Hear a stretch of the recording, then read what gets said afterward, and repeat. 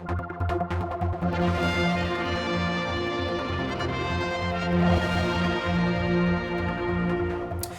as we continue to look back over Manx Radio's 50 years, I'm using the opportunity to use my contacts of people that I used to work with from the 80s and maybe even earlier, who knows. But today I'll say Sheena Mackay to the audience, but it's Sheena Kaighin by married name, and joining us from London.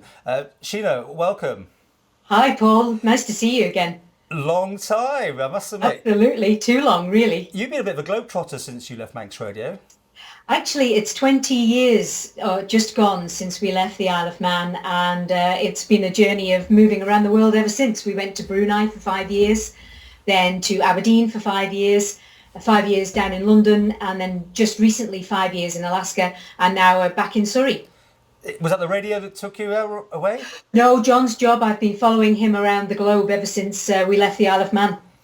Now, the reason I thought it'd be good to talk to you today is that I think you probably remember back in 1982, I got hold of a new video camera at the time, and we took it into Manx Radio, and we had a bit of a laugh taking some shots around the newsroom, which bizarrely today look very old, don't they? I mean, technology has moved on a bit, has it not? It certainly has. It's got smaller, that's for sure. But I think the teletext was the height of technology there in the room at the time. Well, I remember when we started, there was a telex machine in the room, a huge thing, and it used to go off twice a day from the Met Office. And the only other time it used to go off was when my husband telex from a ship when he was on a tanker. But it was a massive thing. And then the first mobile phone we got was, this big. And yeah, as you say, everything's got much smaller. Everything's got much more easier to edit. Time's moved on in those 30 years since we were doing this in 1981. Lots of shots of typewriters as well. Oh yes, typewriters. I remember the first Amstrad that I got in the newsroom, and it was like a massive step forward because you could edit it before you printed off the news story. It was amazing. Now, do you keep your hand in doing any journalism these days? No, I am actually retired now. Wow. Believe it or not. I'm impressed. Retired. But do you miss Manx Radio? I miss all the places that I've worked, actually, because although I never had any ideas to be a reporter when I was at school, I fell into it by accident, really. I have great memories. I really loved it. I loved being a reporter at Manx Radio, and I loved being a reporter when I worked for the BBC in Scotland. And also the other bits and bobs I've done, because I have done a bit of presenting, you know. Really? That was at British Forces Radio in Brunei. Fantastic.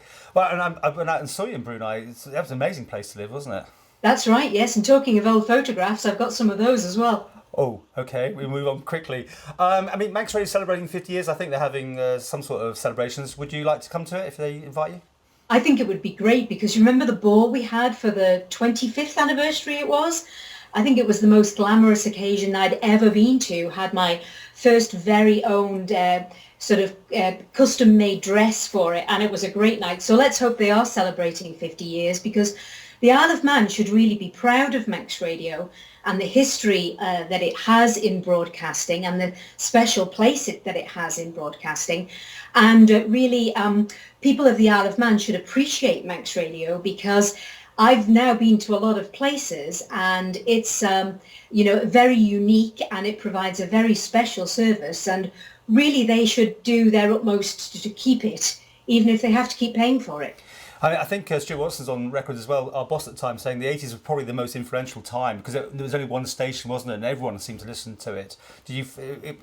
Big responsibility, wasn't there, really? And you in the newsroom trying to balance everything, because government money was paying for it, but you couldn't necessarily be seen to be paying the government line. Tricky? Yeah, it was tricky, especially when Manx Radio was the political hot potato, which it was almost as often as the steam packet was. And it was difficult, because you always had to try and get both points of view, even when perhaps it wasn't very popular in the government. And I was unpopular on more than one occasion. Well, we'll have to leave it now, but we maybe look forward to you. You come back every now and again to the Isle of Man. You've got all your family still here, haven't you? Yes, both of our families are still in the Isle of Man, so we haven't been over much in recent years because we were in Alaska. But yeah, I'm sure we'll be over, maybe over to celebrate the 50th anniversary of Manx Radio.